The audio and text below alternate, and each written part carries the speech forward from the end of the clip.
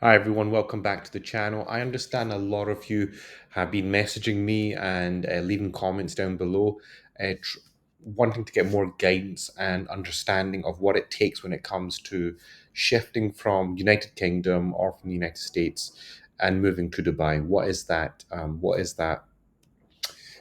journey like? Look, first thing is first. When you're moving from these countries to Dubai, you need to understand that Dubai is its own functioning economy. It has its own system. It has its own ways of working. Okay. Now, when you are back home, you're living in it's a different world compared to Dubai. I always like to think of Dubai as the you could say as the business you've entered the business life.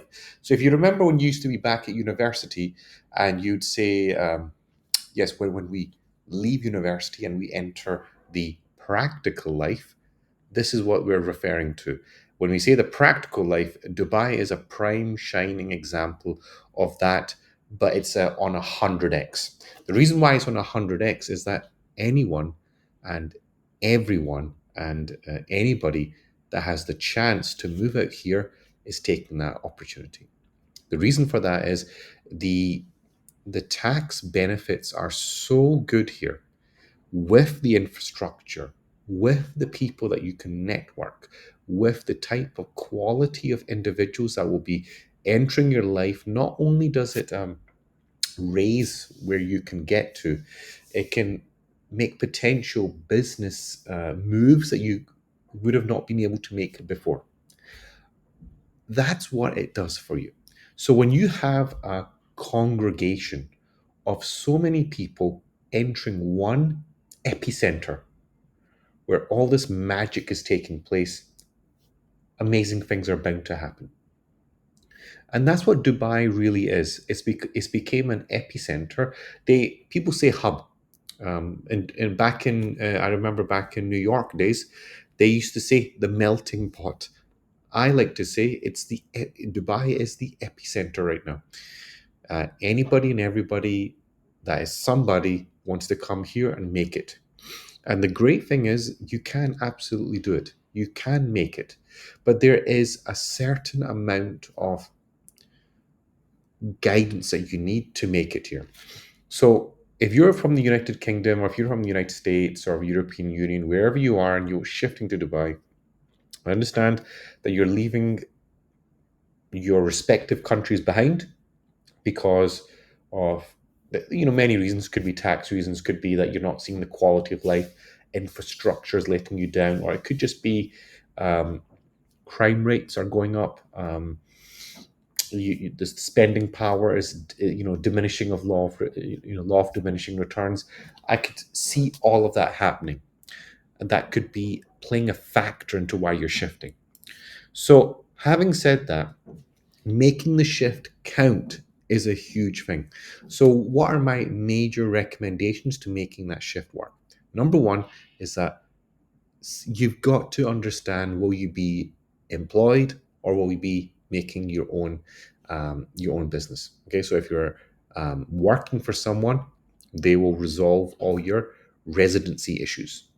However, if you're setting up your own business, you've got to go through that entire process by yourself.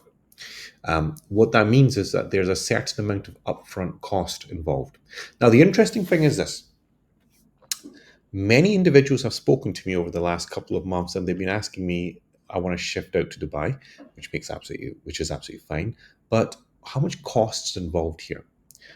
Actually, it's not that. It was quite surprisingly quite close. The reason behind this is that when you're shifting to Dubai, you need at least you could say $5,000 to get going. You need at least something like that before you come to Dubai, so you can rent something, rent a hotel, get a small car, pay for your living expenses for the first month until you get your first salary. That's if you're employed. So I always say bring $5,000. However, what is the upfront cost if you're setting up your company? I've always said it's in the region of 10 to 12,000 US dollars. So, depending on which case that you want to play here, if you have 5,000 or you want to double that and make it 10,000, bring it over, both can work. Both can actually work. Now, going to the future, looking to the future, not only is Dubai's population doubling, its footprint in all the major areas, meaning people that are walking on the streets, going to the cafes, going to the restaurants, all the major brick and mortar stores are open. Unlike other cities around the world, whereby there's a collapse happening, major city centres are closing down, shops are closing down, the high streets are dying, which I understand. Um, Here, that's not happening. This is not the case in Dubai. It's people are outside. They are walking. They're eating. They're enjoying the infrastructure. They're enjoying the amenities. They're enjoying the serviceable cafes, restaurants are available at your fingertips. So if you want to sorry, take a brick and mortar store and make it work for yourself, you can absolutely do that. There's nothing setting you apart from doing that. And then one of the great things here is that you're bound to be successful in any area that you go to. The reason behind this is very simple. The footfall in all major areas of Dubai is very high. Even some of the newest areas which has opened up, I can give some examples. Azizi Riviera is one example of an area which is an upcoming area. Shoba Heartland 2, another upcoming area which is going to have a huge amount of footfall. So setting up businesses, setting up brick and mortar stores in these areas is not a bad idea.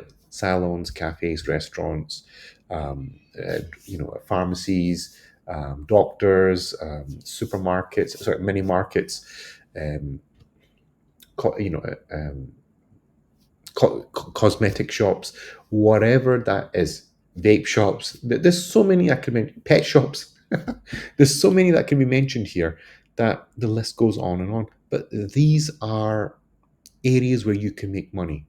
Um, just a couple of days ago, I had an individual who was inquiring about setting up a high quality dry cleaning services. And as you know, everyone in Dubai loves dry cleaning services.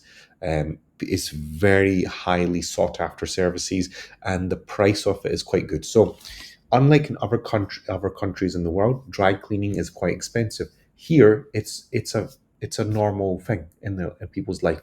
They give their dry cleaning on a daily, weekly basis, and they can get a number of things cleaned for a very cheap price, for a very cheap rate. But on top of that, when it comes to making profits from this, you can make a profit. The the store doesn't have to be too big. It can be the right, a very small store. Um, and the prices for this are very cheap as well. And you can actually set it up and get started up and running very quickly. And that's the beauty of a dry cleaning store. So that's just one example, but there's also mini marts, there's also vape stores, there's also hairdressers, many things that you can do to get yourself kickstarted. So going forward, what I'm recommending is that do your research. If you need someone to help you do your research, drop me a message. My WhatsApp details are in the link in the description below. Contact me, let's have a discussion. I can support you in setting up your business license, locating a store, and also launching your store as well. Okay. So, guys, as always, thank you so much for watching. Like the video, share the video, leave a comment down below, subscribe to the channel, and click the bell icon so you're notified of all my videos I'm publishing on a daily and weekly basis. And as always, thank you so much for watching.